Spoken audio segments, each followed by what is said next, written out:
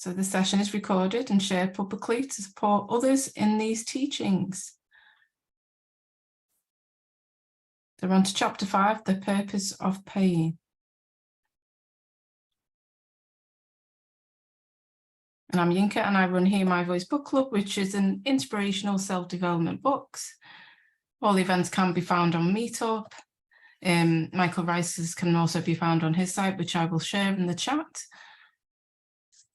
We've not got as many sessions on this week due to the school holidays, but mine is still on school holidays. So we've got a Saturday children's story time. We're doing it's a holiday one, a celebration one, little spot of celebration, story time and activities. And then at 8:10, it will be the movie Inside Out. And if you've not seen that, highly recommend, even for the adults, if you want to come and join us for that one. It's a great movie to understanding. One of my favorite films of all time. Yes. I always have that image in my head when my brain says, oh, don't eat that. I always have the little man saying, don't eat the peas. You'll die. Yeah.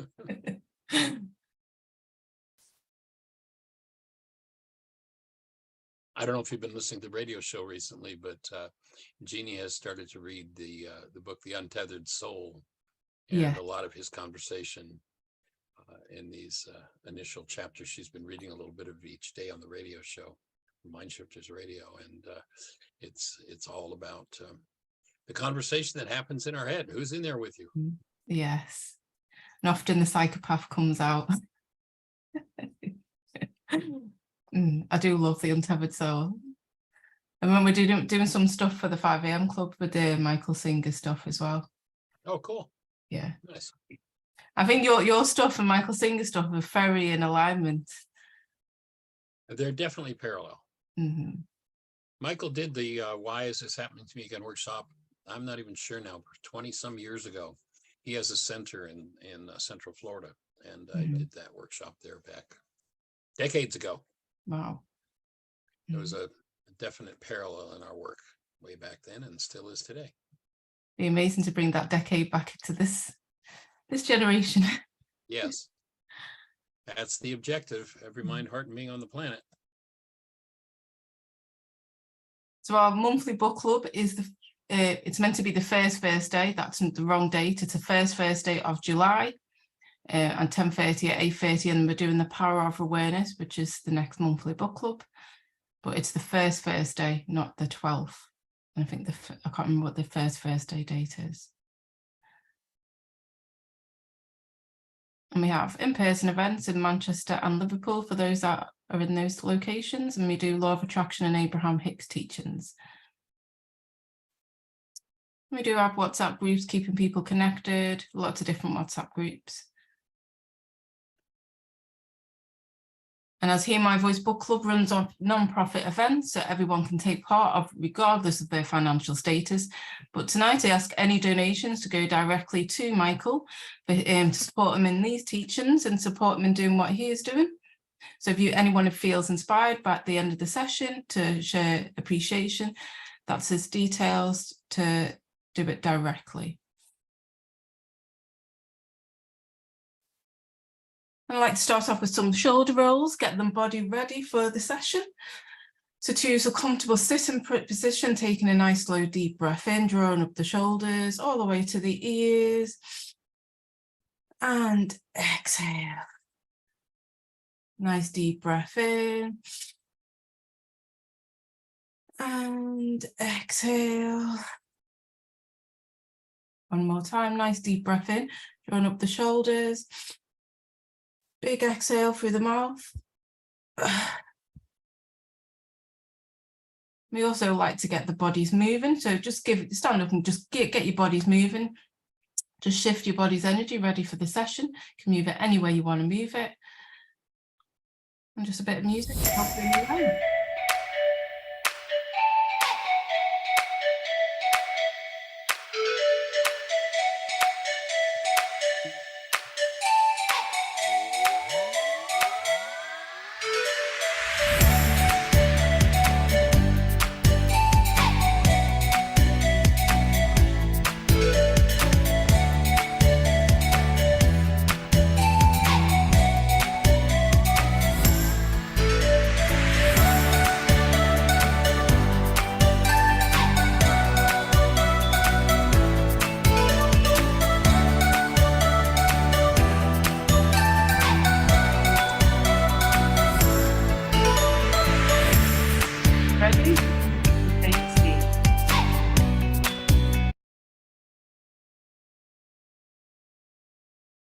This is just a quick introduction, and then Michael can introduce himself as well. But Michael is the founder and director of Heartland, a self-healing centre. Michael lectures and teacher on health and healing and true meaning of true forgiveness. The focus of the studies has combined body-mind principles, physics and ancestor Aramaic studies into a unique body of pioneering work in the field of self-healing, healing through relationships, anger and grief resolution, world peace and inner process of forgiveness. And I would add true meaning of forgiveness, not the forgiveness most of us have been taught.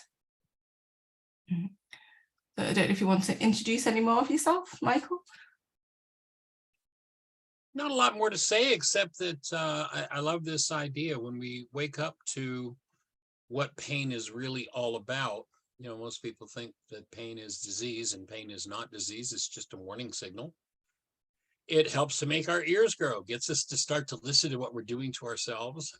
And it's an important key in the whole process of healing to pay attention to when we're not listening to the inner guidance. It's kind of like the universe comes along with the 2x4, and pain is the 2x4. So if we start listening and pay attention, start to move, you know, we live in a culture that keeps us focused out there in the outer world. And as long as we stay focused in the outer world and aren't paying attention to what we're doing in the inner world, we can end up in deep, deep trouble. Getting us to look within is a purpose of pain. And this whole body of work is about understanding the healing and the disease process, what the cause of disease is, and that is there are energies that don't belong within the system, and then realizing that the study of healing is far more profitable than the study of disease. So that's what we're here to do. Study the healing process. It's all yours, young lady. Thank you. So to remember, through this session, you will continually hear me and Michael share this of to breathe, because holding your breath is exactly how you acquire a past about something and carry it with you. Holding your breath attaches the pain of an experience to a reality in the mind. If that reality is triggered even through external circumstances, do not justify it, there will be pain. So remember to breathe. Whatever comes up may show up through this session. Notice the breath and to breathe.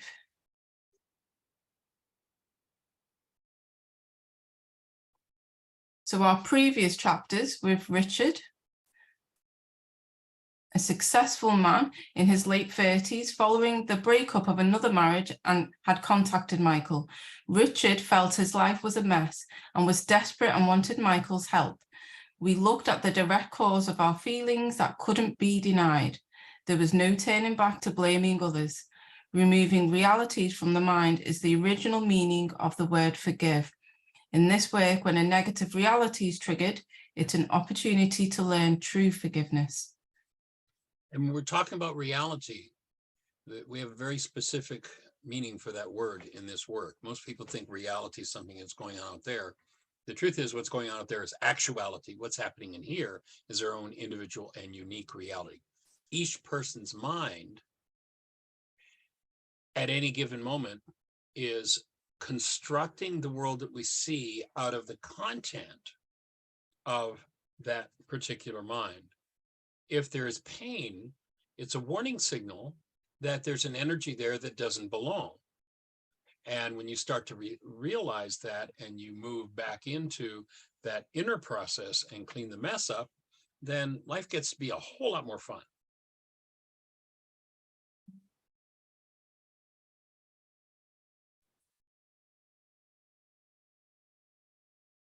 In the previous chapter, we ended up with Richard wasn't convinced.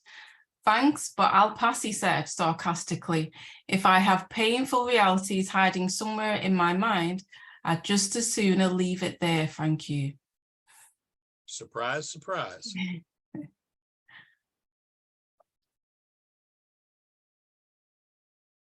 So what painful realities are you preferring to sooner hide? Not sure? What is continually showing up in your life you wish wasn't? So just note and jot down, you can even put it in the chat if you want. Is there any painful realities that you would sooner hide that keep showing up for you? Probably. Go ahead. And I was just going to say, it's the situations that are showing up for you. Right. And probably one of the greatest atrocities done to us as human beings down through the ages, and that we bought into, is we've had hidden from us the fact that we are by nature creators. And if something keeps showing up in your life, the why is this happening to me again experience, it's because you're creating it. And if you're creating it with a part of your mind that you're hiding from yourself, then you're creating not only those painful realities, but literally disease processes within your physiology.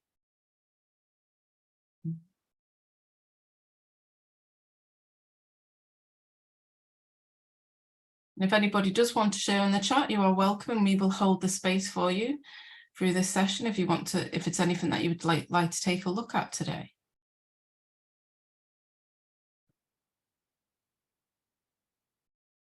It's probably going to be time, maybe next session we do a live worksheet. Yes.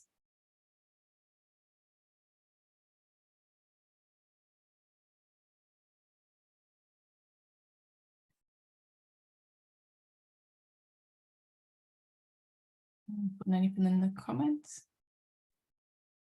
Sorry, I'm just trying to find the chats because I'm on the computer now.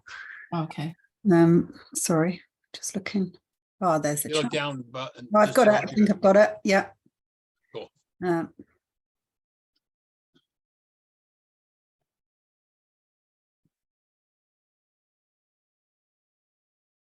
of us may be like Richard and don't want to see it. I'll pass, thank you.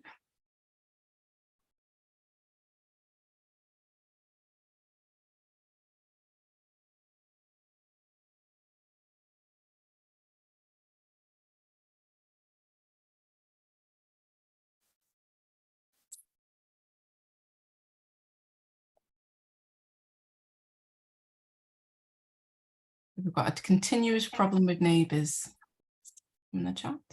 Or actually, I'll put the chat for everybody so everyone can share.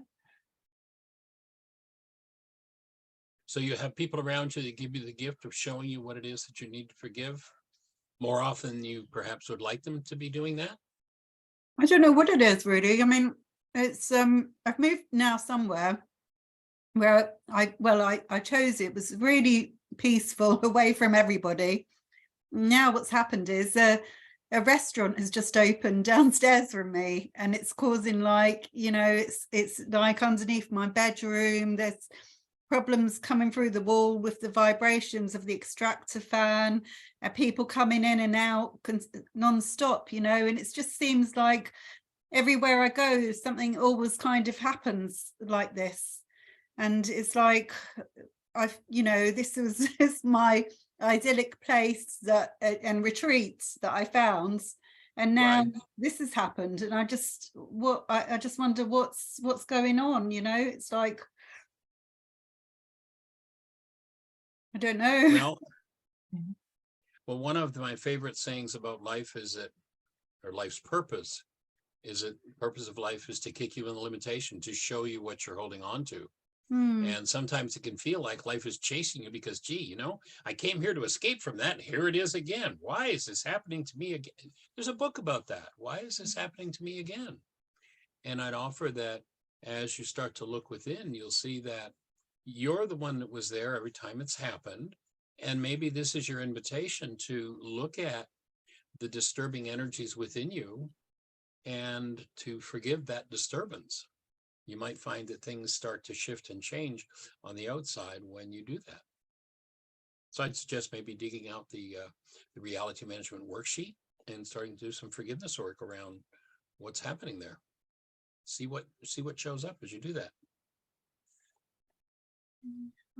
How do I start with that though? Because it's, I just keep myself to myself. I don't think that I bother anybody being where I am, and if there's disturbing energies within me, I don't know where they're coming from or how to go about that, because I don't know about them, Right. Well, what I'd suggest doing, you know, there are several sessions that we've done, and the record of them is on Yinka's site, where we've walked people through the whole worksheet process. We start out, select the topic, and go through that step by step by step. That's not the purpose of our session today. No. But there are several of those that you can look at. And if we do a session, maybe you'd want to volunteer and we'll walk you through a worksheet next time we do one. Okay, that sounds good. Yeah. Thank you. Okay, cool. Are you up for it, Angela, in the next 2 weeks? Definitely. So we've got a few more comments. I'm struggling to find fulfillment in my life. Where can I find the worksheet? I'm going to put it in the chat now. And where you can find all Michael's information of his worksheets, his radio station.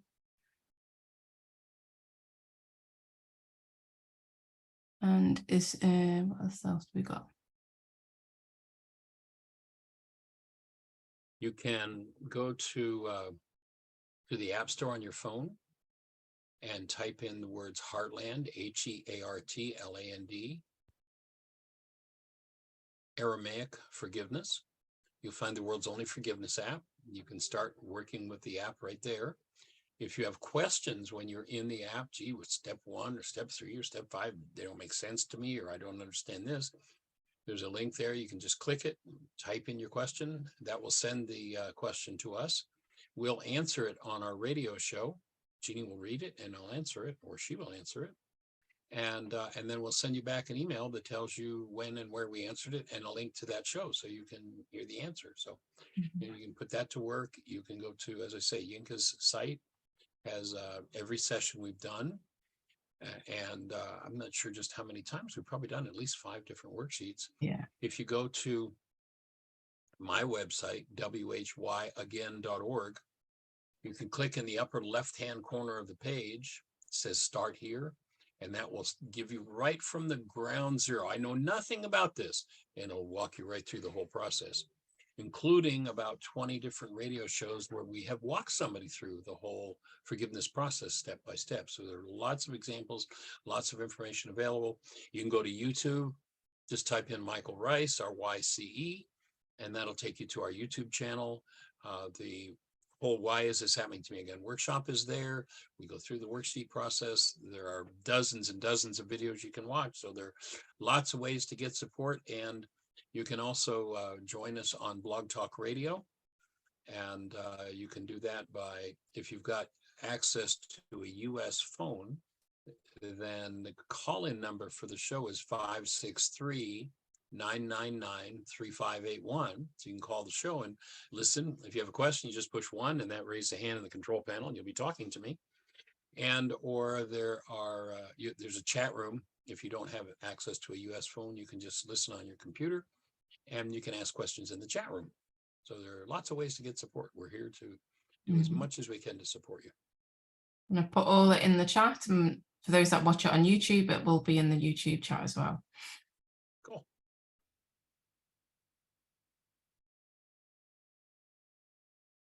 So unless a person has tools to support healing in their lives, painful realities remain hidden in their minds and body. There's actually a section early in the book toward the introduction. Let me see if I can find it here. And it's called Life Without Tools. Let me find it and I'll share it with you. By the way, you can download a free copy of the book from our website. Just go to whyagain.org. And you can see this fellow has got his mind space, rented out to, it looks like maybe a bear and a woman. And he's probably not collecting any rent, but the torment goes on. And as with most people, we have no idea that the torment is internal. And we have a name for the person who's the problem, and their name is always them. It's always somebody else. But you'll notice the torment is always inside of you. So if you don't have tools to clean out that space in your head, and that's a great piece of art to represent it, Yinka, here's the layout. Life without tools, life with tools is awakening and delight. Information with tools is power. Power with tools is service. Relationship with tools is interdependence. Knowledge with tools is safety. Commitment with tools is a blessing. Abundance with tools is easy. Health with tools is natural. Learning with tools is education. Ambition with tools is accomplishment. A world with tools is peaceful. Having tools and using them leads to aliveness. Life, on the other hand, life without tools is sleep and hell. Information without tools is impotence. Power without tools is dictatorship. Relationship without tools is codependence. Knowledge without tools is dangerous. Commitment without tools is hopeless. Abundance without tools is loss. Health without tools is impossible. Learning without tools is chaos. Ambition without tools is corruption. A world without tools is war. Having tools and not using them is a life without tools. It always amazes me. Oftentimes I'll get somebody who'll call into the radio show and they'll have a question about some terrible thing that's happening in their lives again. And they've been around the work for maybe years. I'll say, so have you done any worksheets on this? Oh, well, no, I hadn't thought about that. I just thought I'd call the show and help you to get me to fix it. Like, well, if you've got the tools, put the pen to the paper and watch what happens. It's miraculous. I mean, literally, that trauma picture that's going on in this head in the screen is a totally, completely internal dynamic that is self-caused. Unfortunately, there's a part of our minds that's called the unconscious. Now, my take is that it's totally and completely unnatural for a human being to have an unconscious mind. We develop an unconscious mind by living in denial. What does denial look like? This isn't my fault. They did it to me. Whenever I think or speak as though something outside of me is the cause of what's happening inside of me, I have to hide from myself the real cause of what's happening inside of me. And I hallucinate a whole world that pretends that the problem's out there. I like to refer to that as the universal one world religion of blame. Virtually everybody belongs to that religion. Most people in our cultures, in our Western culture, by the age of 4 are card-carrying members of that church. Everybody else is the problem in their lives. Once you recognize you've been through it 87 different times with 42 different people, then you start to go, maybe I'm involved in my life. Maybe it isn't all them. And as I start to clean out what's happening in my mind, a state of serenity becomes the result. So that's where we want to head with this work. Someone just asked, where are you reading this from, Michael? That was from Why Is It Happening to Me book, which is shared in the chat if anybody wants to read his book. Yeah, and it's right at the just before the first page of chapter 1, that little Life Without Tools section.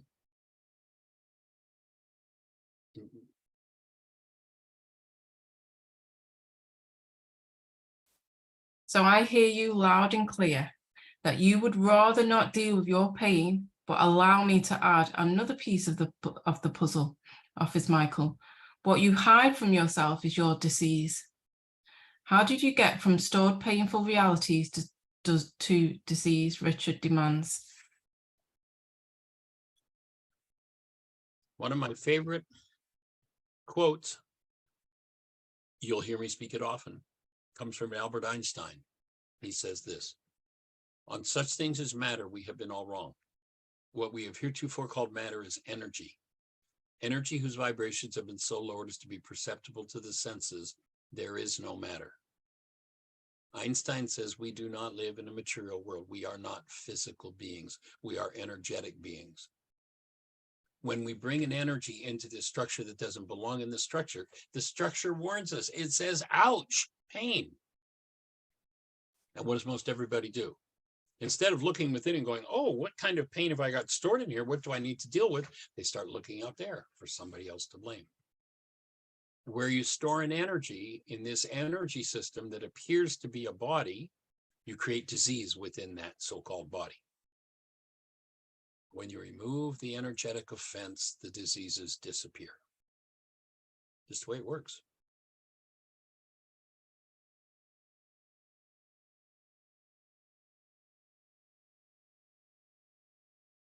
So let's explore how these stored realities express. Everything is energy, as Michael's just said. Think of the body as an energy field instead of a physical matter. There are two main categories of energy relative to that field. There is disintegrative energy, which tears down the human energy system down, and integrative energy, which builds the system up.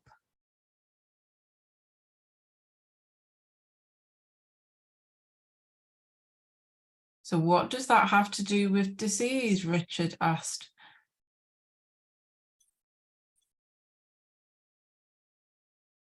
Pain is a signal of disease, not disease, but dis-ease. It tells the symptom that somewhere within there is something physically, mentally, or emotionally out of place. It is not an enemy, but a friend in disguise.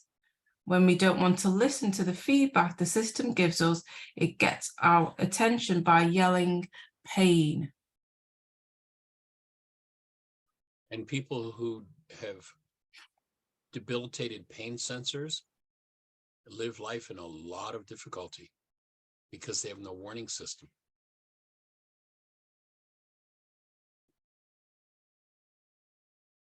Is there any stored disease in your body? Where does it show up for you?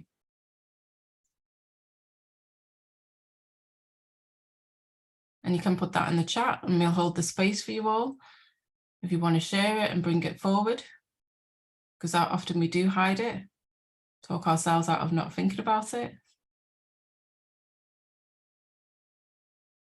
So is there any stored disease in your body, and where does it show up for you?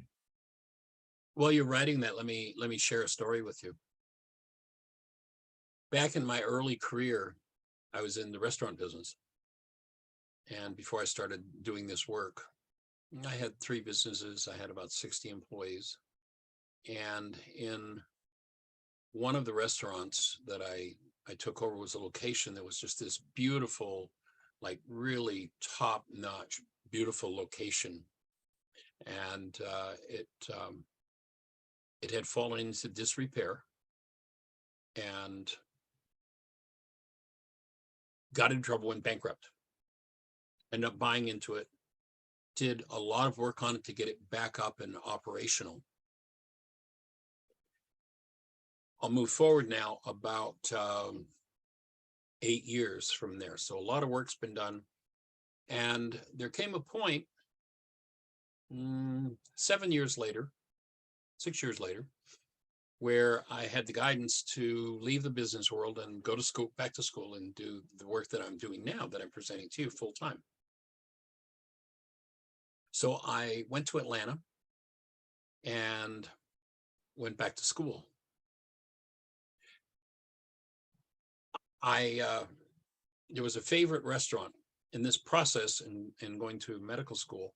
I became a vegetarian, and there was a vegetarian restaurant that was not far from my house that I inhabited a lot, spent a lot of time there, got to know the owners, and the owners were in the business, in the middle of franchising their business out. And they knew I'd been in the restaurant business, so they asked me if I would come and join them for an organizational meeting and give them some input. I said, sure. So I'm sitting there listening to the presentations that they're doing to some investors who are going to open franchises, or at least they hope we're going to open franchises. And the chef got up to speak. I'm just sitting there, just a regular day. And all of a sudden, a muscle in the back of my neck became so taut that it actually physically pulled my head over, and it was very painful. I had been doing this work at that time. I had just really been into it for maybe a couple of years. And I tuned out of the meeting and went inside and asked, what's going on here? Like, what is happening with my neck? And what I was shown was an image from 7 or so years ago with this restaurant that I had. As I say, it had gone bankrupt. I had taken it over, it had gone into some disrepair. I brought it up into number one, A1 shape. And we were waiting, the county that it was in was dry. There was no liquor available. One of the reasons it had gone bankrupt. And so I was working on getting a liquor license and to serve with food, which shocks me now that I ever think I would have done something with it, with having a business with a liquor license. Today is like insanity to me. But in any event, that's a different point. But as I'm sitting there in this meeting in Atlanta, I go back to the chef that I had at an event that was the opening of my restaurant to the whole community that had, kind of pushed it aside. It had been shut down, as I said, for several years before I took it over. And it was just outside of a small town. And in the small town, there was a man who owned a bar, and he passed away. My restaurant was the largest location around, and he had been, he had run that bar forever. So everybody in town knew him. Everybody out of town knew him. The liquor commissioner knew him. The politicians knew him. It was about 2 hours away from a city. The people from the city knew him. And so they were going to have a big wake. And so they came to me and asked if they could have it at my restaurant, which was great because I just finished refurbing it and getting it back in, in really nice shape.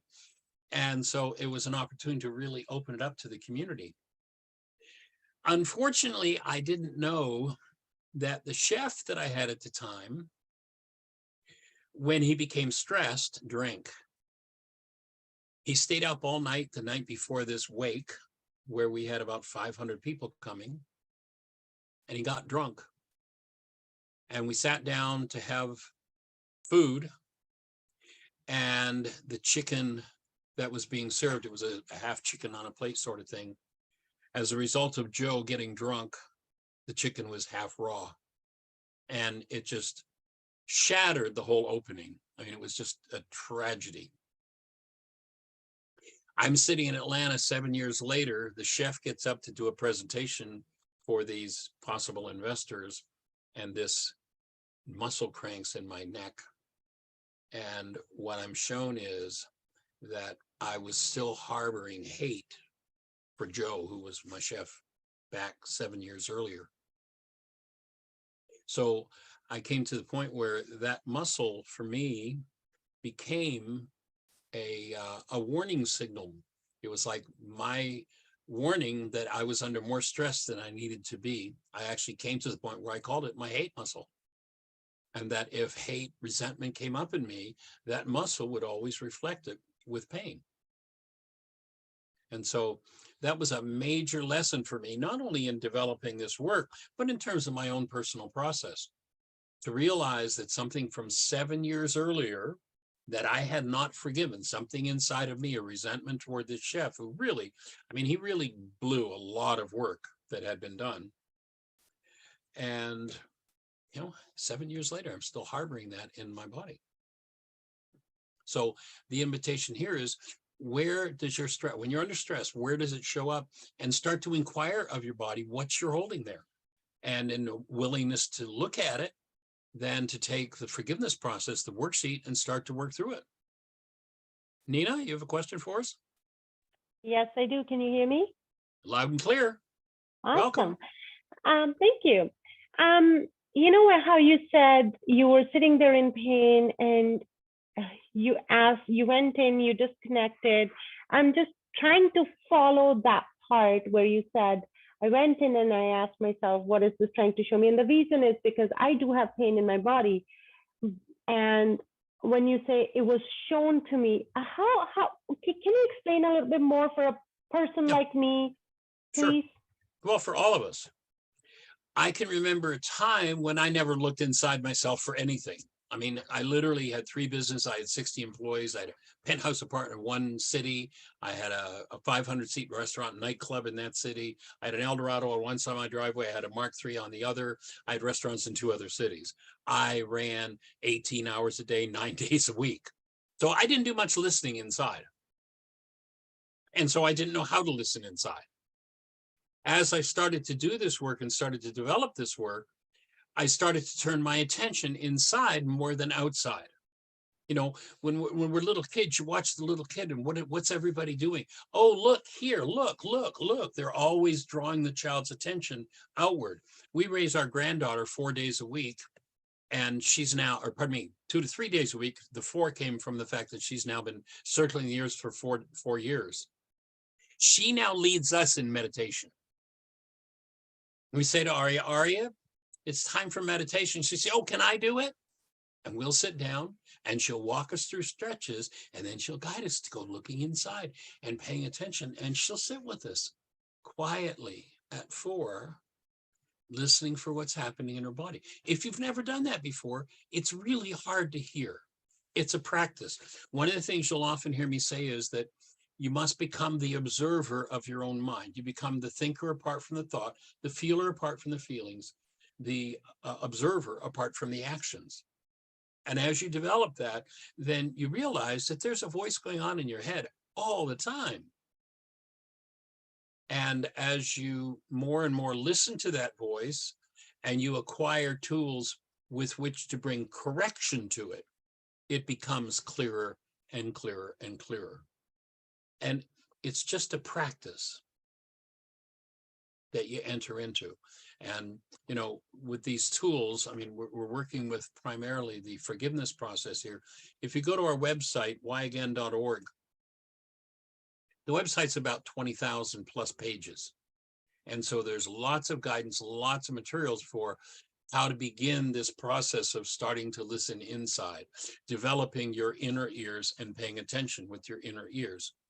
And there's meditations as well? Meditations, yes. That's a part of it, yes. Thank you. One of the workshops that we do is called Intuitive Development. It's actually a 9-day residential intensive where the whole thing is working with the partner and searching for information without ever saying a word to your partner or your partner saying anything to you. Just sitting with each other, developing the intuitive faculty, the ability to listen to it's like a whole series of exercises and practices for getting information without reference to taste, touch, smell, hearing, and sight, without reference to your senses. And as you start to pay attention there, there's as much or more communication going on inside than there is on the outside. It's just a matter of, you know, moving from the childhood habit of always being directed out there and turning within and paying attention there. I have one more question, please. Go for it. Last time I asked you about this course, you said you don't have anything in the plan, a 9-day residential intuitive development course.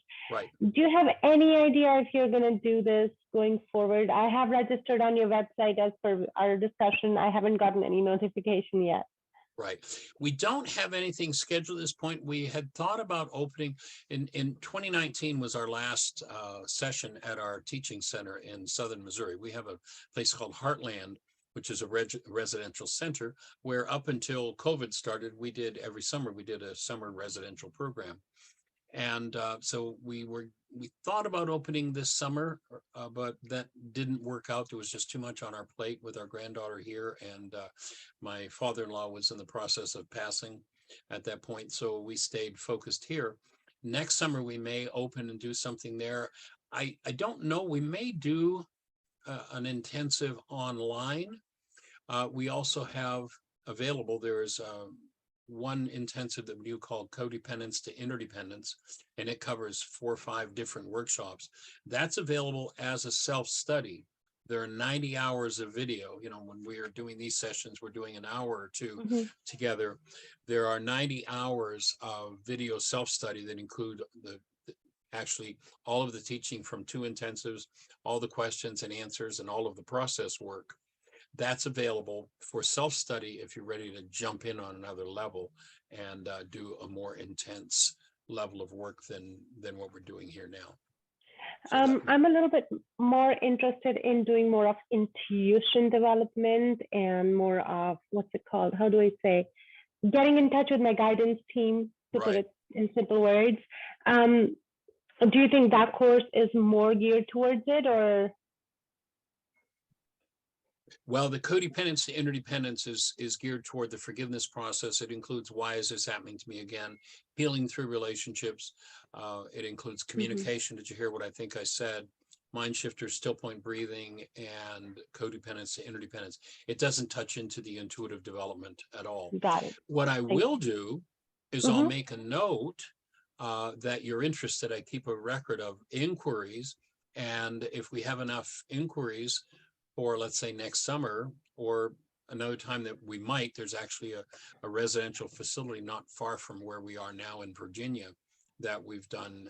We did one intensive at back in 2019, but I'll make a note that you're interested. And if we get enough inquiries, then I'll let you know that we'll be doing that. Okay. Thank you. Delighted. Yeah. All right. Is it something you could do online? I was just ruminating on it, just thinking about how it would work to do intuitive development online. And yes, it is something that we could do online. Because I'd be happy to support that if there's a way to make it possible to do online. When you say support that, you mean be part of it?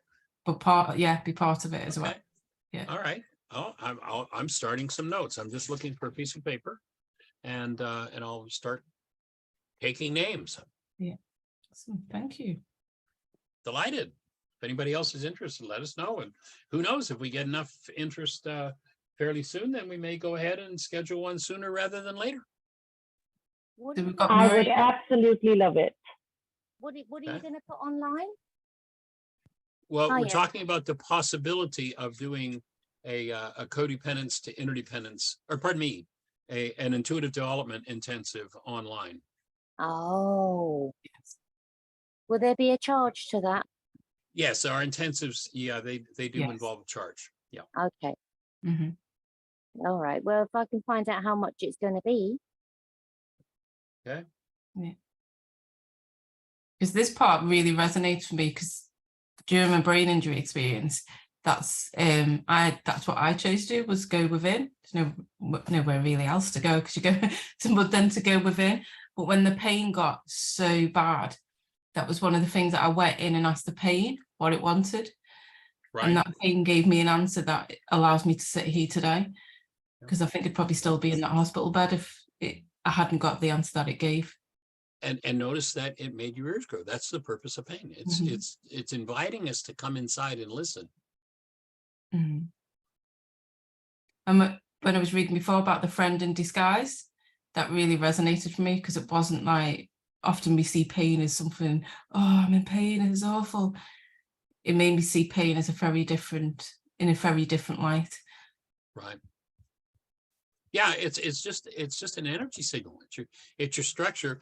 You know, it's interesting. There's a whole field of medicine where they'll take you into an office, charge you a fortune, and hook you up to a machine. So your machine will tell you what your body's trying to tell you. It's called biofeedback. Bio means life. Your body's always talking to you. But we live in a culture, you know, the culture brainwashes us to not listen. Because, you know, here's my take. It's a bit of a story to this, but imagine we have a little boy. He's about 3. He does not yet live in the world of human realities and perceptions and words. He lives in an intuitive realm. We all start out with this intuition. So mom is out in the backyard one day talking to Mrs. Jones across the fence, and little Johnny's standing there and he's watching. Now he lives in the world of energy. He sees and knows exactly energetically what's happening. Mr. Jones comes out, gives his wife a kiss on the cheek and says goodbye, and turns to walk off to go to work.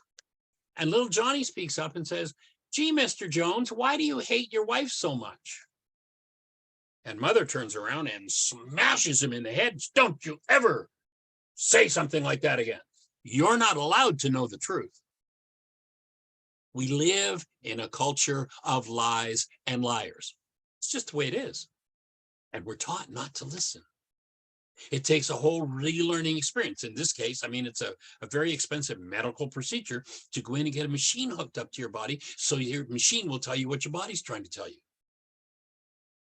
What the intuitive development about intensive is about, is getting back to our natural state and what we're really designed for. If everyone, I see several people in the chat, and I don't have all of your contact information. If you would, go to our website, whyagain.org, and down at the bottom, you can sign up for our mailing list. When you do that, if you'd go there, go down to the bottom of the page at whyagain.org and put your name and contact information in, including a phone number, and send it, then Jeannie will keep a record of all the contact information. I'm writing down some names now, but that will give us contact information. So if we have enough people that want to do it, we'll go ahead and put it together. Thank you. Sorry, Michael, is there a minimum number of people that you require in order to do it, or you just go with your intuition and say, okay, I think this is enough? I'm just trying to get an idea because I really want that to happen. Well, seeing as how it's intuitive development, I'd probably go by my intuition. But, you know, Got it. If we were going to do something like this is normally a 9-day intensive. And so we'd be looking at, to do a 9-day intensive, probably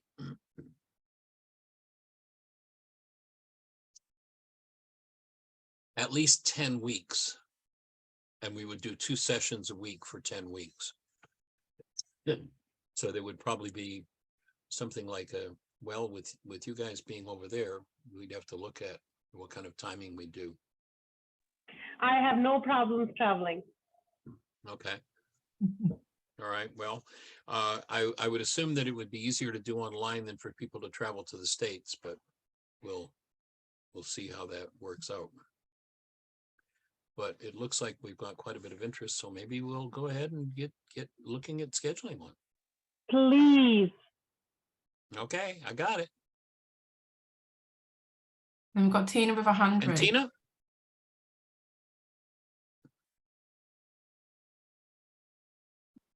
I'm not sure if that's just to join. If she's You're going to have to turn off your micro. There you go. You're unmuted. Yes. Can you hear me? Yes. Loud and clear. Perfect. Yes. You know, I'm a student of the Course in Miracles, and Right. And I have been working on, you know, trusting the Holy Spirit. And, you know, when I'm in a bind, sometimes I do trust, I go into my heart and send it love and ask the Holy Spirit for guidance. Right. But I haven't had, you know, how do you feel if I ask the Holy Spirit a question, in a matter of like, I need to know the answer within like maybe 20 minutes. How do we go in and really know exactly what the Holy Spirit is directing us to do in that type of situation? Or how do we trust our intuition if we're asking if this is the right choice for us? Well, that's one of the objectives of the Intuitive Development Intensive. Yeah, write me down for that too. Yeah, you get the experience. You know, you're working with a partner. And there are a number of different exercises that we do, and you're saying things to your partner about them, and on an ongoing basis, you're building a rapport and getting feedback, and you come to the point where you just know when your intuition is on track. I'll offer this for me personally. I shared this, I think, in our last session, but about something less than a year ago, it became really clear to me, a la Course in Miracles, that perception, literally the world that our brain generates, the world we think we see. A lot of people who work with the Course in Miracles think that when the Course says the world doesn't exist, it's talking about what's going on out there. That's not what it's talking about. It's saying this world of this construct of our minds, that's a skill that we made up to separate us from the true world. We created perception to separate us. So one of the things that I did, and I've worked with the Course for over 40 years, but I just did this less than a year ago, is I said, okay, I'm going to surrender perception. I'm going to let go of it. Like, I don't want perception anymore. Another thing the Course says is memory is something we made up. So and you know, of course, what's one of the big concerns of people in this culture? Oh my God, if you lose your memory. And about a year ago, I said, okay, I'm willing to surrender memory. An identity. And what I've found is that or what came to me as I was doing that, because that brought some fear up. It's like, I'm going to live without memory. I mean, that's a tragedy in this culture. And the reply that I got was, you think that the creator's mind doesn't know what it is that you need to know, that your body's mind knows better than the creator? And so part of it, there's a whole section in the Course in Miracles on the development of trust, is to trust that inner voice. And that comes through practice. Yes, once we let go of the ego. And then when you were describing, because I'm kind of, I would, I'm not sure I've ever met anybody, and I include myself in this, that has yet let go of the ego. So you might not want to wait that long. You might want to start working on trusting it before that even happens. That's part of, I think, letting go of the ego game. So that would be my thought. And the new world that, you know, the Course refers to, as well as the Course of Love, this is just a perception of pure love and no judgment. It's not really a new images of this. I've been praying that it would be a heaven. Like, I even have dreams about it. Like, we're in heaven now, and we're just praising God all day with harps, and that would be a dream come true. But definitely with this new world, it's pretty much just a new perception of just pure love, correct? Well, correct. I would language it much differently than that. For me, it would be that I come to the experience of myself as love. I let go of perception and I listen energetically to what's going on around me. You know, one of the games, you know, we do a thing in this work where I'll ask people, or my wife will, we've asked the question of tens of thousands of people all over the globe when we used to travel. And it was one of the introductory questions to the Why Is This Happening to Me Again workshop. And the question is, have you ever held a newborn child? Many people say yes. I say, okay, so actually put your hands in the posture that you'd be if you were holding a newborn and looking at them. And go back and hold that newborn and tap into the essence of that newborn. And people do that. And then we ask, give us one word to describe the essence of the newborn. Now, 100% of the time, the question is, or the answer, when somebody's tapping into the essence of the newborn, they describe the newborn with a word that is some variation on the theme of love. And then I ask people to notice whether or not the newborn is loving them, or is the newborn love? And most people kind of cock their heads a little bit. And they're like, well, yeah, the child doesn't even know I'm here. Of course, the newborn is love.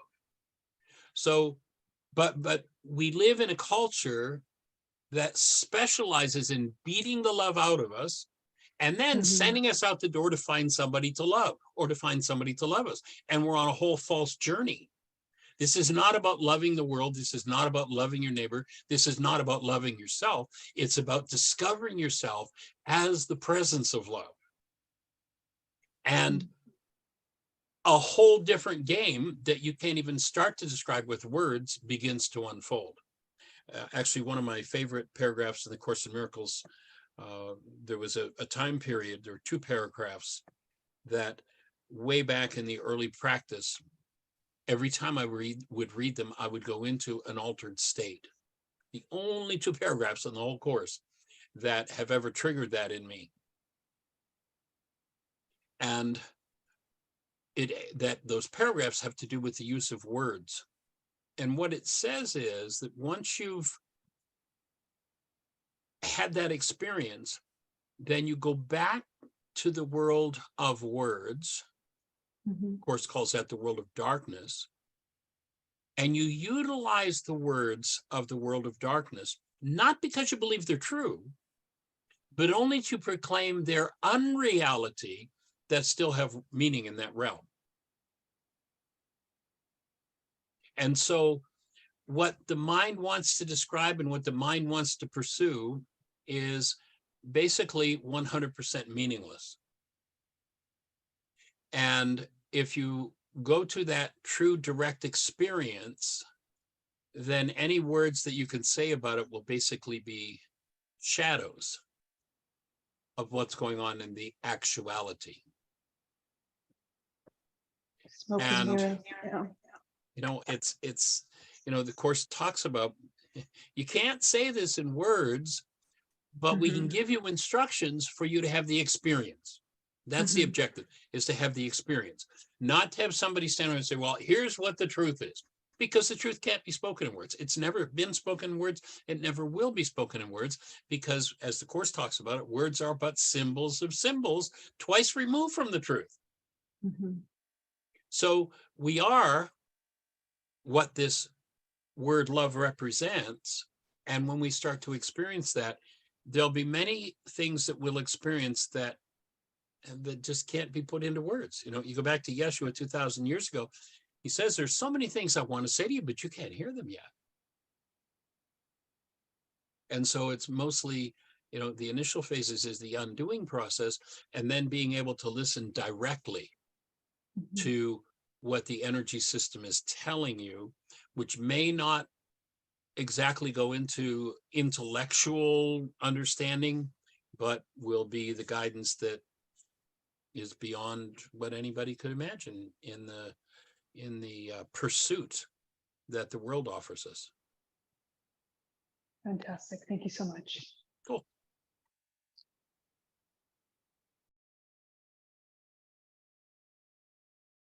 All right. So noticing, where does this show up for you? Where does this ease show up for you? And remember to breathe. Oh, that's cute. Because the purpose of pain is to make our ears grow. If we refuse to listen by suppressing the warning, it will grow intensity. Pain will not be ignored. Pain is a reflection of everything we've never listened to. Tina?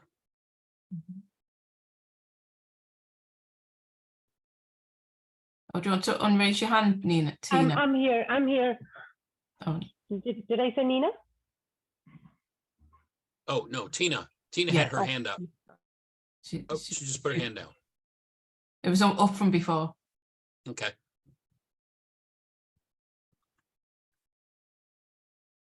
So sooner or later, it gets our full attention and we follow its guidance to correction, or we die. Yep. This applies to physical, mental, emotional, and relationship pain.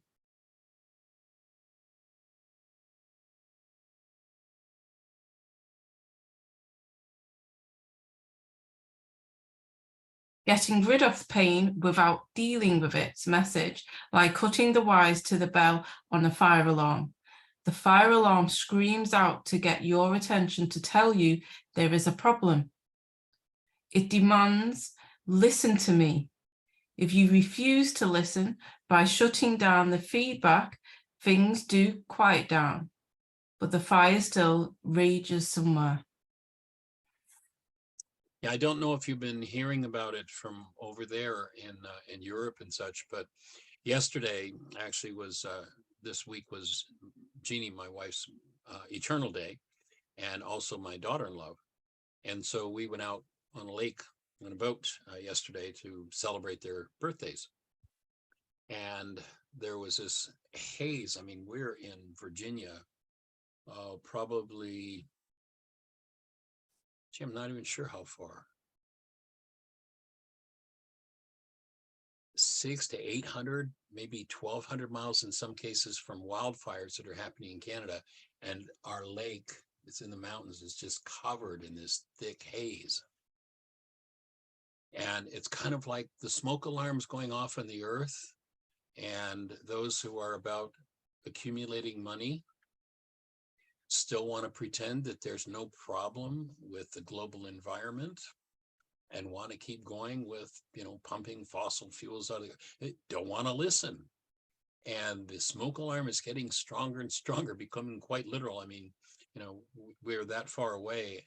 I know there were There were shots when we looked at the news last night, there were shots of New York City, and New York City is a pretty, it's like 9 million people, 10 million people, and it's fairly heavily polluted. And they've never seen a day like they had yesterday in New York with the particulate matter in the skies as a result of fires, wildfires in central, western, and eastern Canada, which almost never happen. It's a whole new phenomenon. And most of the world says, I don't want to hear this. I don't want to have to change my behavior. What, me? Have to do something different? It's definitely time on a larger scale for everyone to wake up. Yeah, it says that, kids aren't even allowed to go outdoors for recess now. Yeah, it's horrendous. And we've been ignoring, the warning call, the pain for a long, long time. And that's a reflection of what people do with the pain in their bodies. They wait until it becomes some sort of a chronic disease or a crisis disease before they say, oh, I think I better look at what I'm doing. And even then, what most people want is just give me a pill. Don't make me look. Don't make me go inside and deal with what's going on inside of me. Just have the doctor fix me. There is no doctor that can fix you. Each of us has to do our own work ultimately. And now my background's in naturopathic medicine and holistic philosophy. And it's how all of these, what we're working to do is to bring all of this together into a system that gets us to be able to understand what this energy system means, what it's trying to tell us, and then what can you do about it? You'll notice the subtitle of why is this happening to me again is, and what you can do about it. So, got to start listening. Or sooner or later, the fire will break through and make you aware that it is burning. The longer it takes to recognize where the fire is, the more difficult it will probably be to extinguish it. Killing the bell certainly has nothing to do with putting the fire out.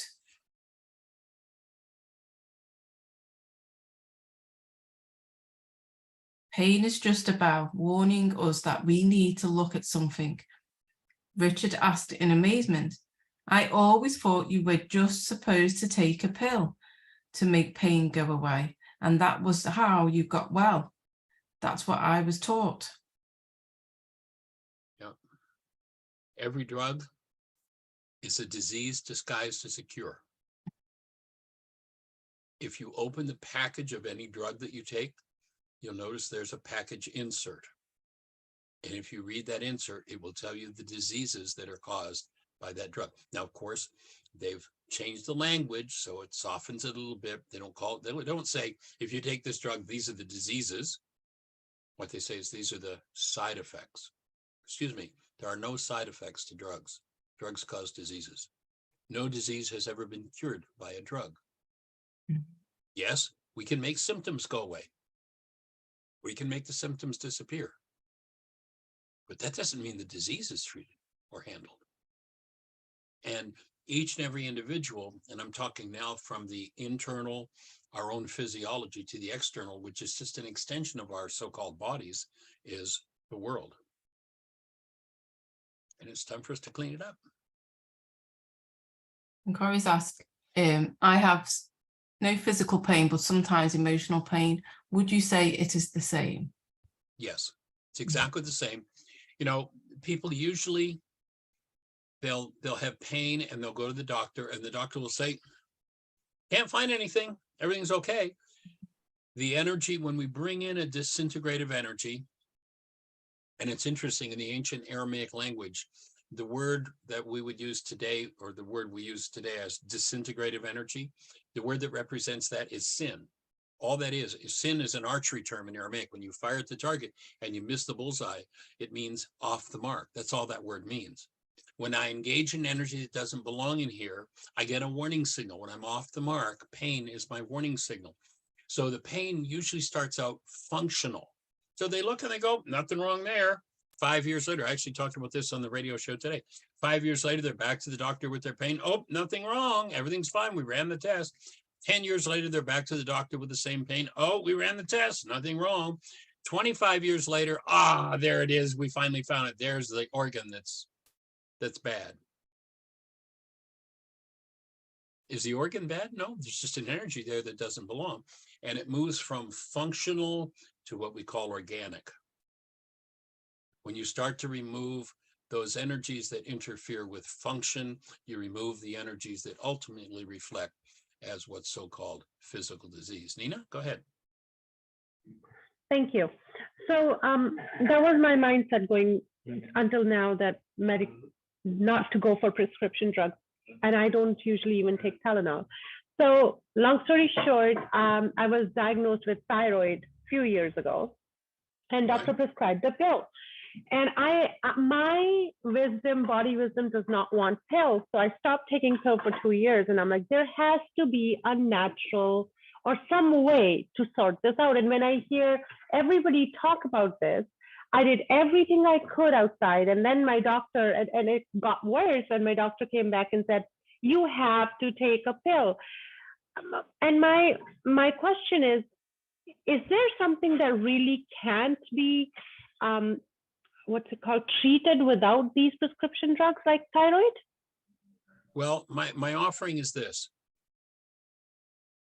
When the energy system is out of alignment because there's an energy there that's interfering, I'm not saying don't ever take a drug. What I'm saying is that a drug can't cure anything. A drug is treatment. And treatment can save a life, no question about it. I mean, somebody's heading toward death. It can save their lives. It just can't heal their lives.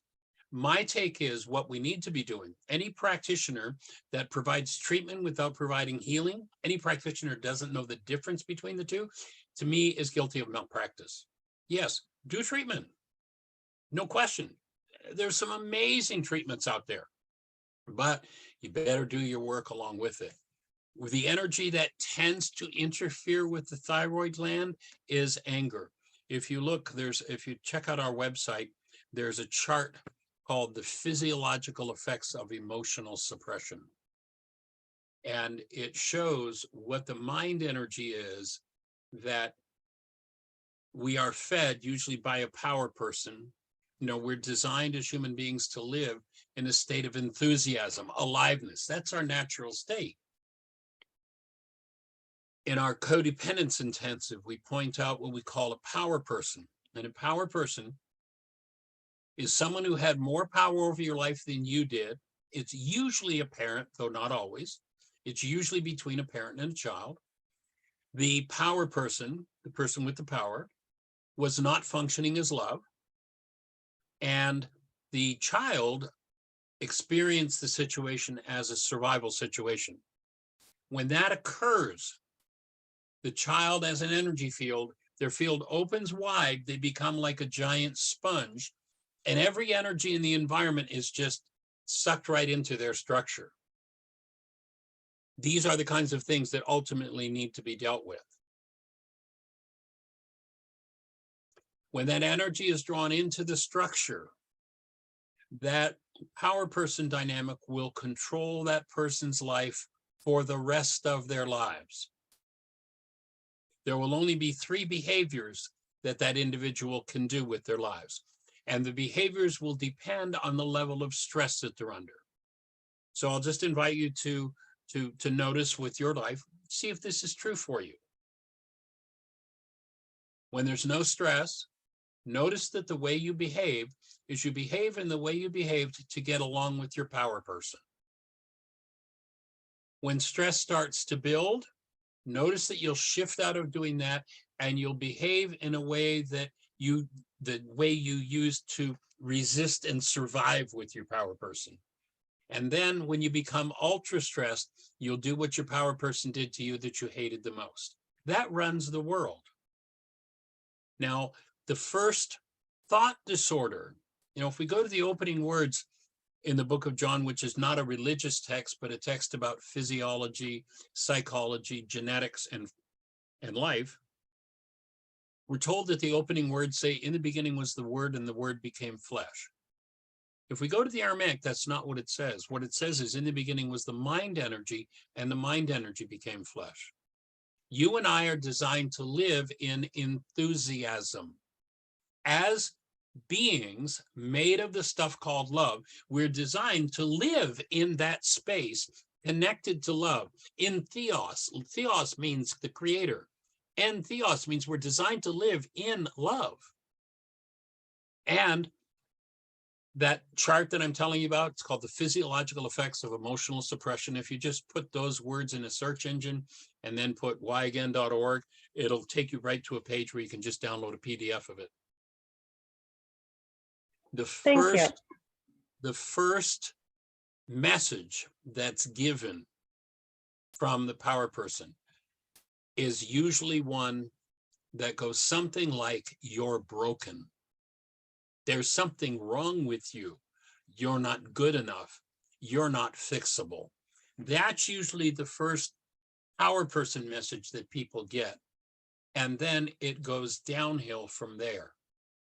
When one naturally lives in enthusiasm, in love, in God, literally, and this person who is their God, their caretaker, their support, literally, they mean life to them, tells them they're broken, that disconnect from love is a very painful experience.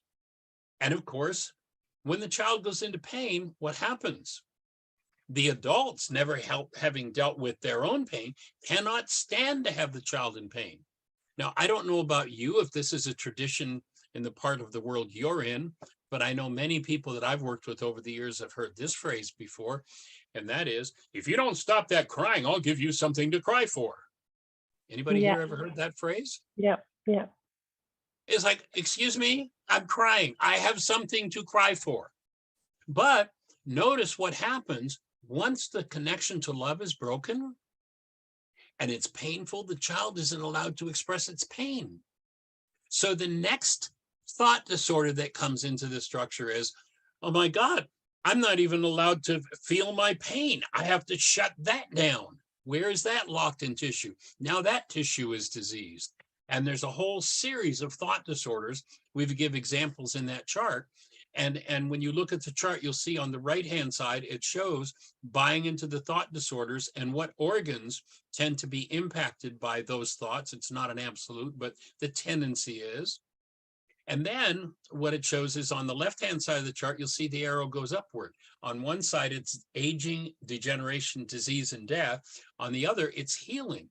And when you dig up those energetic patterns and you remove those disintegrative energies from the organs, then the organs go back to full function until we're back to full enthusiasm and aliveness where we're designed to live. That's where real healing happens. So if you just, again, go to a search engine, type in the physiological effects. When there's a question, I'll answer that in just a second. The physiological effects of emotional suppression, and then whyagain.org, and that'll take you right to a PDF. You can just download that chart. So the question was asked, so the third behavior, okay, 3 behaviors. No stress or little stress, you do what you did to get along. Stress starts to build, you do what you did to resist and survive with your power person. And when one becomes ultra stressed, they do what their power person did to them that they hated the most. Runs the world. I don't care where you look. I don't care if it's the biggest or the smallest businesses, the churches, employers, families. It runs the world. Say again.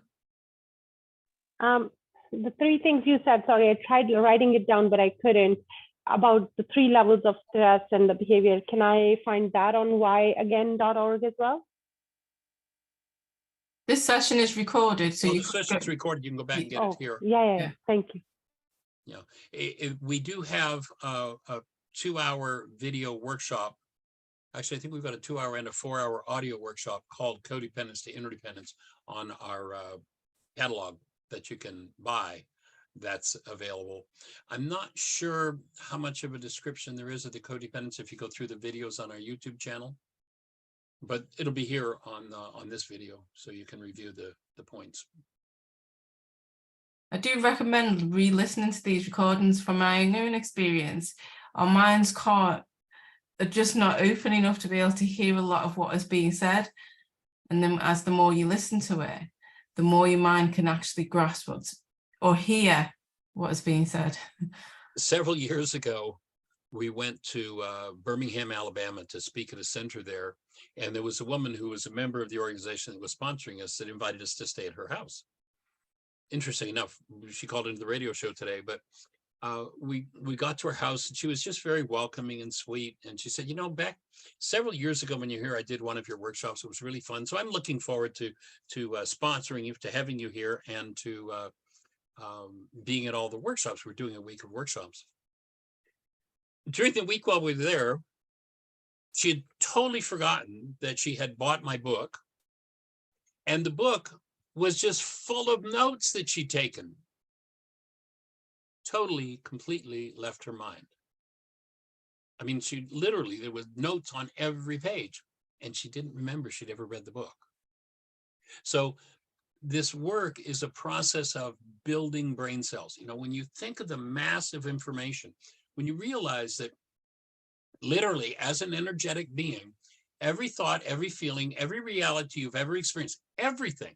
I mean, if we took you into a state of hypnosis and took you back to 2 years ago when you were driving down such and such a road on Friday afternoon at 2 o'clock, guess what? You could tell us how many telephone poles you passed. That information is registered in you. We could take you in a state of hypnosis back to being born, and you could tell us who was in the room at your birth. You could tell us what the emotional state of everybody in the room was. You could tell us what your mother's hairdo was. That's all registered. There's a massive data. And that massive data not only includes your life experience, but the life of your parents and their parents and their parents and their parents before them. It's a massive database. This database has a direction. Its direction is called inertia. If you remember the definition of inertia from high school, a body moving in a particular direction at a particular rate of speed will tend to continue moving in that direction at that rate of speed until it's acted upon by an outside force. Inertia.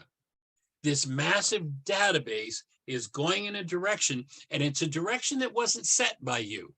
It's a direction that you came in very late in the process. There are many generations moving you through that process, and you came in very late in the game. You don't just one day wake up and say, oh, I think I'll change the direction of my generations today. It doesn't happen. It takes years.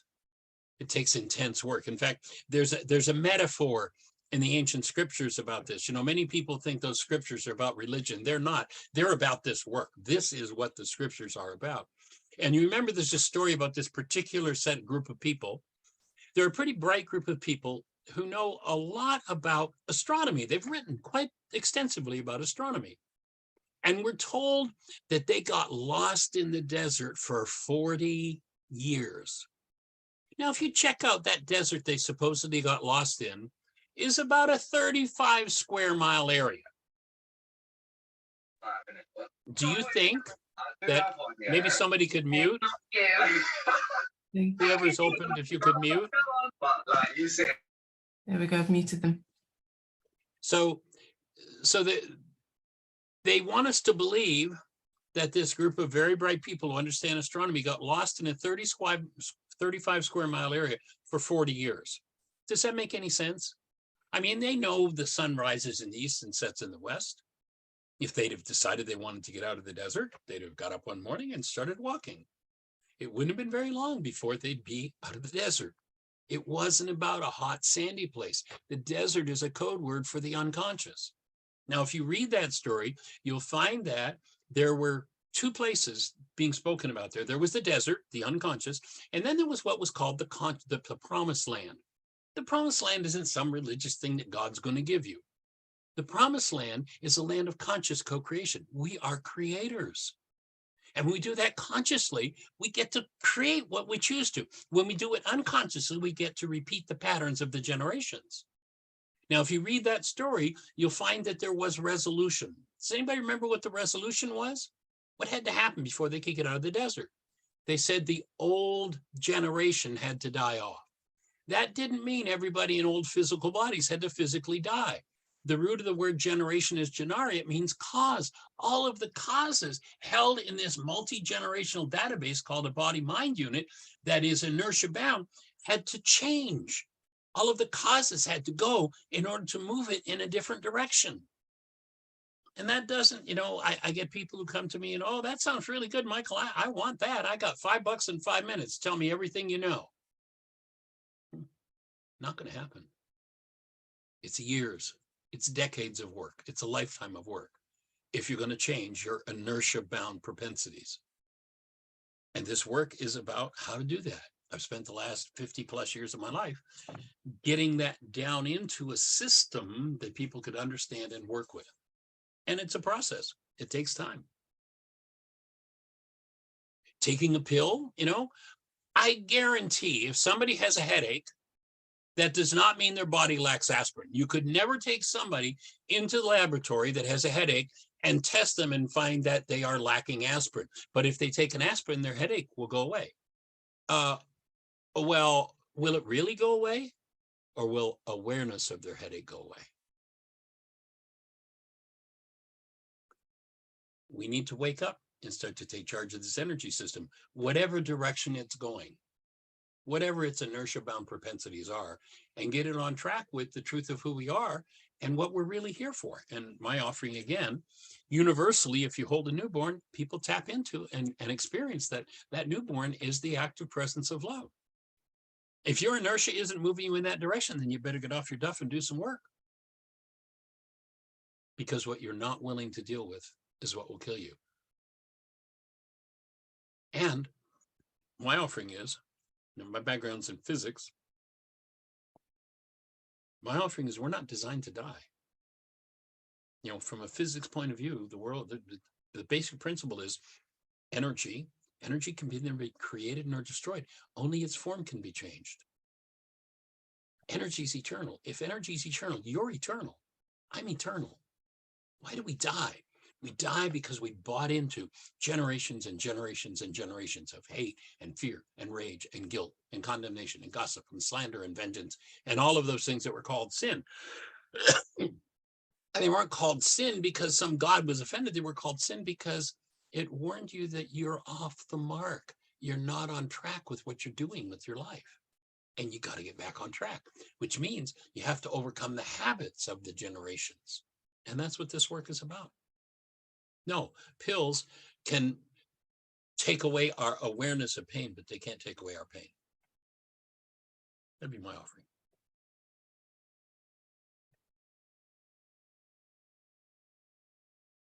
I'm finished, Inka. So what actions or resources have you been using to shut off pain?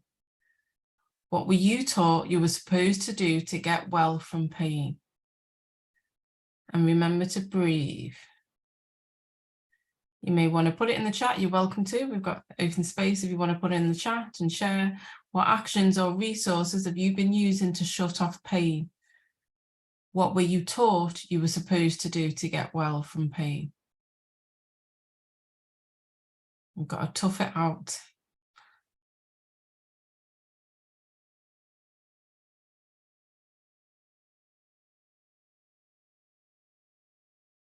Thank you, Jane, about the comedy routine of Jeff Foxworthy. I'll check that out.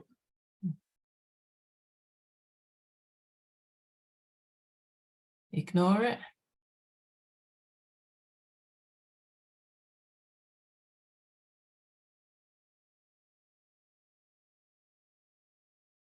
Using social media to distract me. And I'm seeing, Nina, that you'd put in there, tough it out. I'm not suggesting that you tough it out. If somebody's got a headache and they're aware they've got a headache, it's a signal of something, they're receiving the signal, then it can be appropriate to go ahead and take the aspirin. If the fire alarm goes off, again, shutting off the alarm doesn't stop the fire, But if you know the fire is there and you're handling it, there's no reason to listen to that screaming alarm. So I'm not suggesting tough everything out. I'm just suggesting that you make sure that you get the warnings that your structure is trying to give you. Ignoring it, no, that's a way to self-destruction. If you think that your system is showing you pain for no reason and you ignore it, sooner or later, you're going to be up the creek. Worry about it. Worries, you know, my favorite thing about worry is it's like a rocking chair. It gives you something to do, but it doesn't get you anywhere. Worry is just another disintegrative energy. Take action, acquire some tools, do your work. There's where the solution is, would be my offering.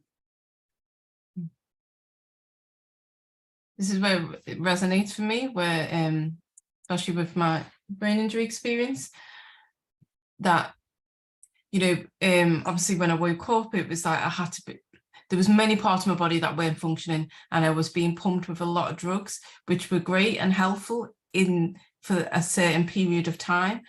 But intuitively, that I became aware that I needed to stop taking all drugs so I could feel my own pain, so I could tune in. So as soon as I was able to speak, that was one of the first things I asked for: no drugs. I would bear the pain, and then the pain gave me the answer that allowed me to walk again. So drugs were, I wouldn't be sat here today if it weren't for the drugs and the operations I had. But it came to that point where I then had to do my part. The doctors had done theirs, which was amazing what they'd done, but now was my turn. Some absolutely awesome technology has been developed in medicine, no question about it. Mm-hmm. And I think it still remains up to the individual to do their healing work. I think this is probably why I resonate a lot when I discovered your book.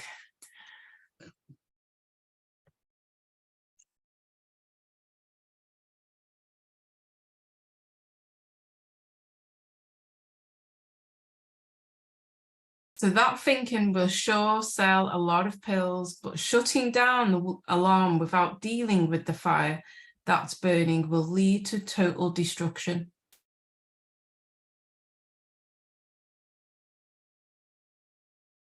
The only reason for pain 100% of the time is the disintegrative energy that invites us to look deeper into ourselves and deal with whatever we have hidden there.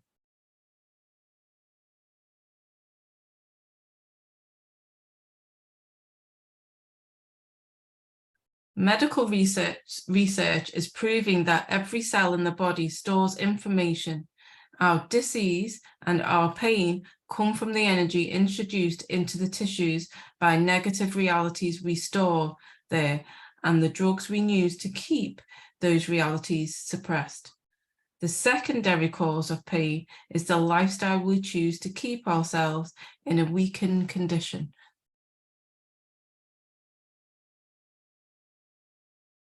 What do you or others do to weaken yourselves, and why? Can you recognize what you do or what others do to weaken yourselves, and why?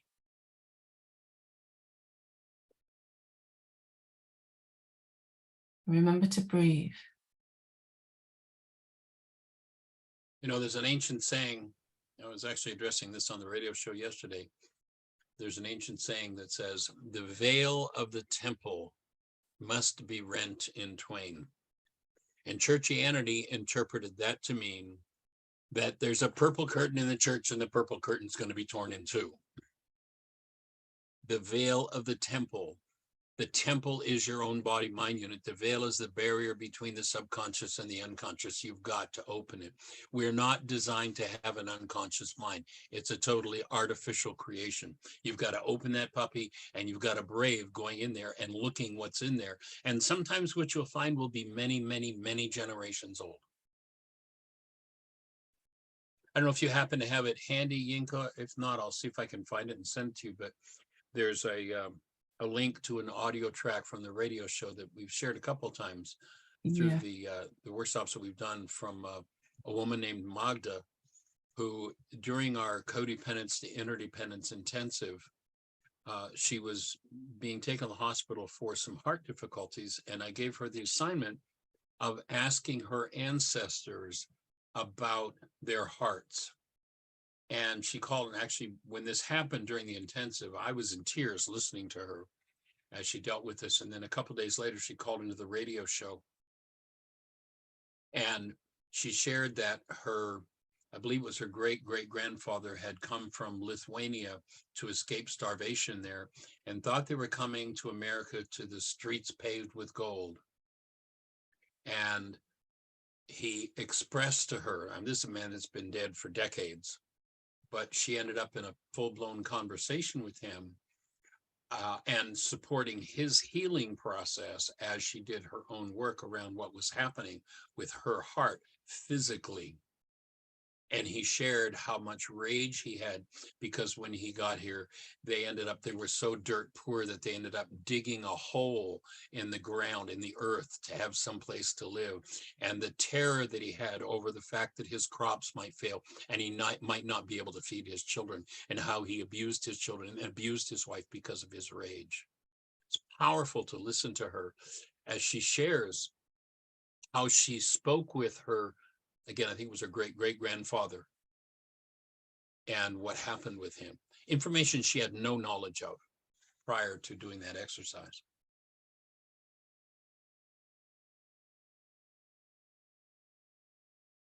Yeah, the link, I've shared it, but the link, it's not showing as a link for some reason. I'll find it and I'll send it to you in Facebook. It's just showing as a, oh wait there, maybe if I can share from here.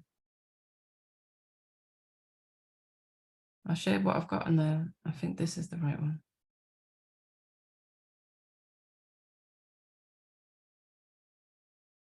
Yeah, that one's shared as a link. Oh, cool. Okay, great.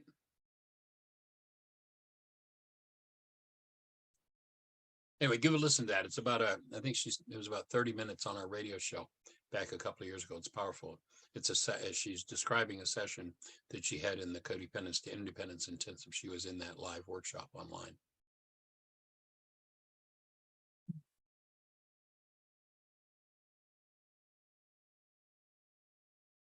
Thanks, Carol, for joining us.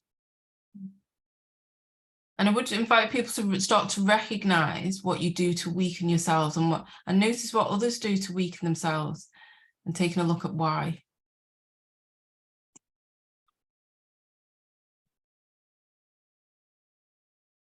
You can't suppress anything in an energy system that is at full vitality.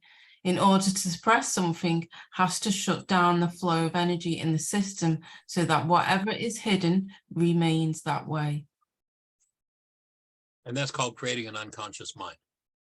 You know, if you talk to the average psychologist today, they'll tell you that somewhere between 80, 90, 95, maybe even as much as 98% of our thinking is unconscious. We're not designed to have an unconscious mind. That's how much denial and dissociation we've done. And that's what needs to be opened up and corrected. It's been going on for generations and generations. And if you're the early adopter, you know, if you don't know of anybody in your family system that could have this conversation with you, if you're the early adopter, then it's a giant amount of work to be done to clean up the mind, to clean up life. I love what Jonas Salk, the inventor of the Salk vaccine, says. He says the most important thing you can do is be a good ancestor. What's a good ancestor do? They clean up their minds, they clean up their lives, they clean up the generational patterns.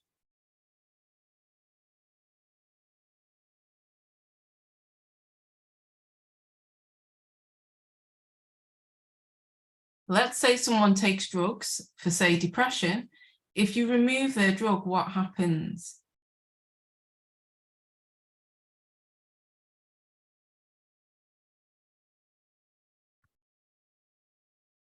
And you may want to put that in the chat. Maybe suggestions of what happens to someone who's taken drugs for, say, depression. If they remove the drugs, what happens?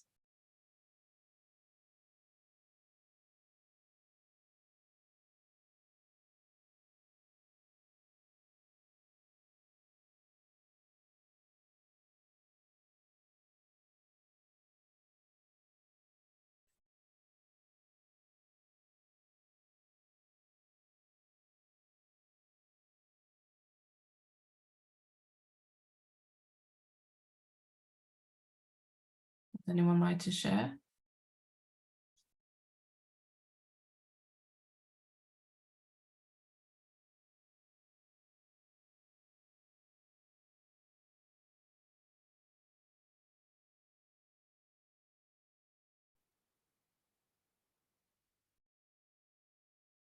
The system goes into shock.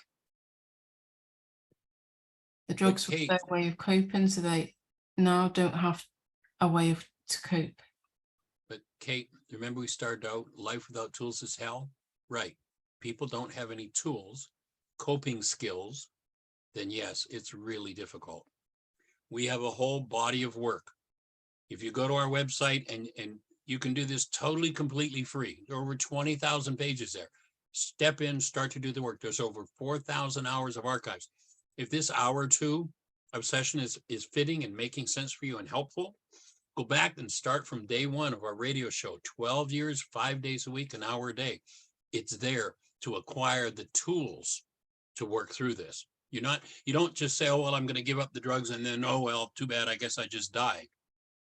You pick up the tools and you do your work. And again, 5 days a week, an hour a day, we're there to answer questions, to support you. And it's all free.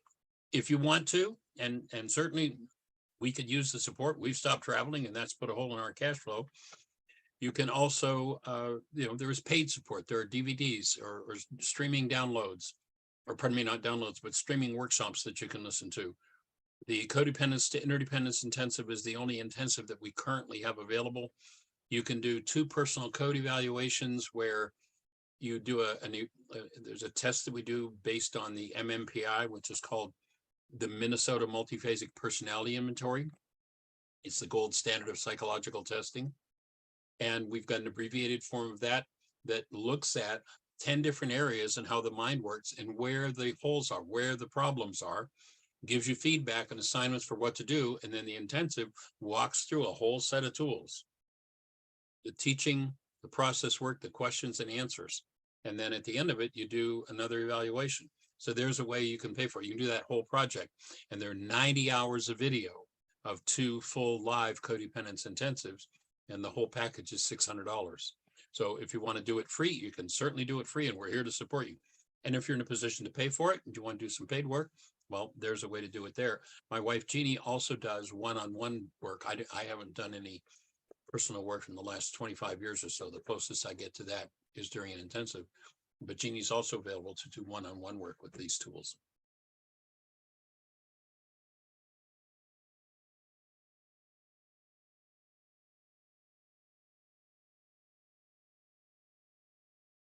So they begin to remember what has been suppressed by the drug and go back into the depression, right?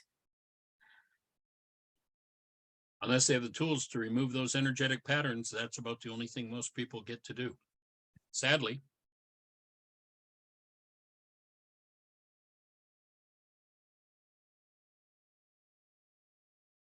Well, that means the drug worked, doesn't it? Without it, they feel depressed. With it, they feel better. Richard rubbed his chin and appeared to be struggling to understand. Depends on what you mean by worked, Richard. If sweeping something under the rug is your definition of worked, drugs are doing their job. The action of most drugs, legal or illegal, including caffeine, nicotine, sugar, alcohol, or junk food, is to lower the vitality of the system sufficiently so that the pain we desire to suppress remains out of conscious awareness.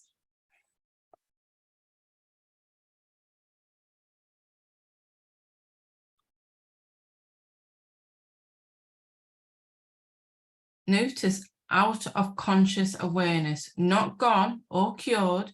It only means we are no longer aware of it.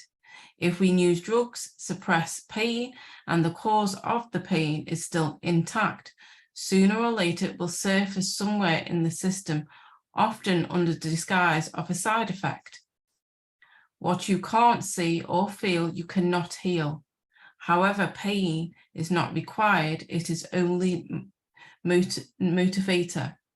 If we consciously choose to motivate ourselves, then instead of no pain, no gain, our lives will be no pain, no pain.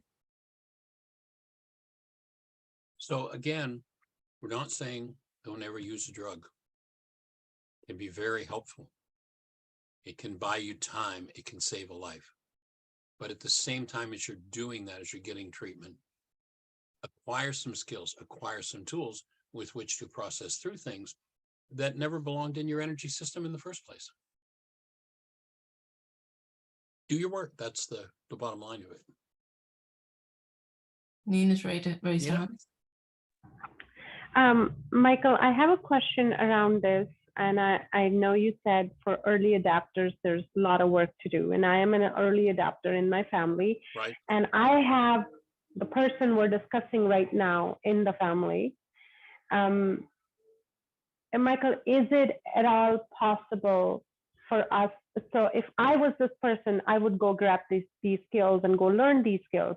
But if I am an early adapter and this is a person in my family, how do you help them learn these skills? How do you help them become an early adapter? Is there a way? Well, there's an old saying that says you can lead a horse to water, but you can't make him drink. But you can make them thirsty. Do your work, show that change is possible. Most people who will not pursue the tools and will not do the work, their thinking, in my experience, goes like this. Well, I've already tried everything and nothing works. Therefore, I don't care what you offer me. It doesn't work anyway. If you demonstrate that those changes happen, then people once again can gain some confidence that, well, maybe it's possible for me to make a change here. And, you know, if you go back into the Aramaic scriptures, again, very insightful information there. They talk about a thing called Satan, and we've been taught, especially by the Greeks, that Satan is this dude with the red suit, the tail, and the pitchfork that's out to get us. In Aramaic, the word Satan means the resistor, one who misleads. Most people in our world are literally today trapped in Satan in the original definition and meaning of the word, which means if you tell them they're responsible, go to this person you're talking about in the family and say, you know, I notice you've done this 87 different times with 42 different people over the years. I notice you're blaming somebody else now. Have you ever stopped to think that maybe you're involved in this that's got to do with you? And watch what happens. First of all, be careful you don't lose your head. And then listen to them. What they'll do is they'll go into resistance. No, that's not true. Let me tell you what they did and how it's their fault. That's the exact definition of Satan, the resistor, one who misleads. And, you know, the best thing I know is do your work and model that it can change. And some people will never change. But if you're still in pain and you think you're in pain because of them, you're not telling yourself the truth yet. You've still got more work to do. Got it. Cool. Thank you. All right.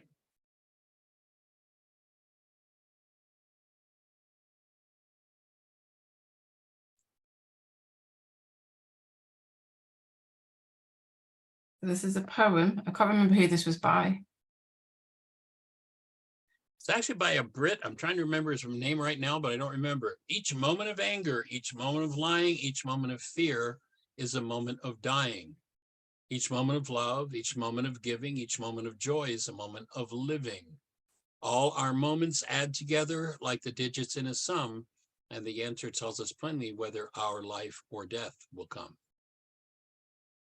We're in charge of what we do with each moment energetically.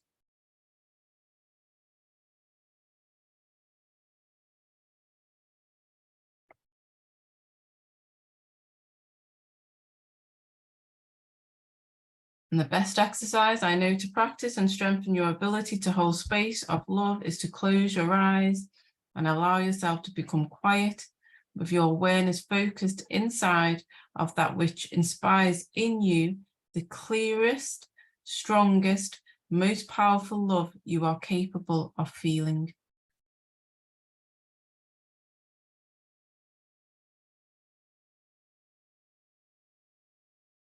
We're just going to hold that space just to breathe.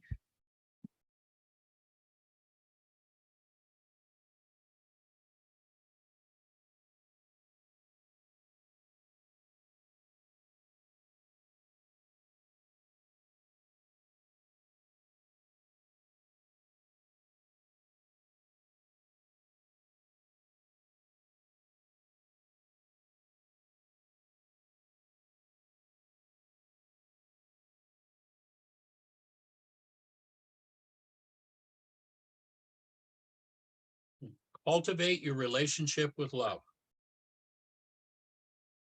Spend time every morning before you get out of bed.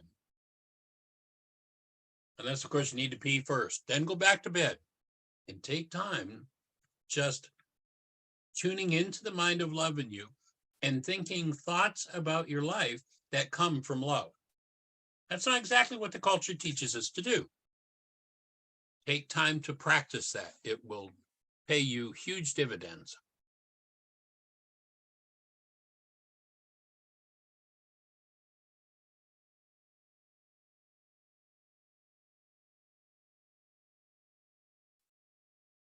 And that was our final slides. So our next chapter of Why Is This Happening to Me Again is chapter 6, What is Reality?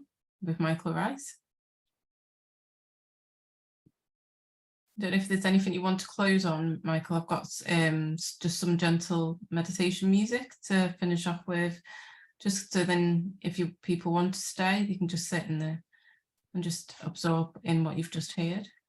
Okay, and let's just see if anybody has a question before we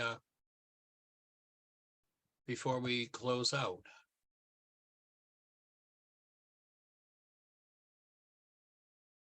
Or just raise your hands if you've got any questions. Anyone have any questions? Or you could put it in the chat. All right. Well, much appreciation for you joining us. Create the best year yet of your eternal life. It's an awesome gift to give the world. Take care. Good night.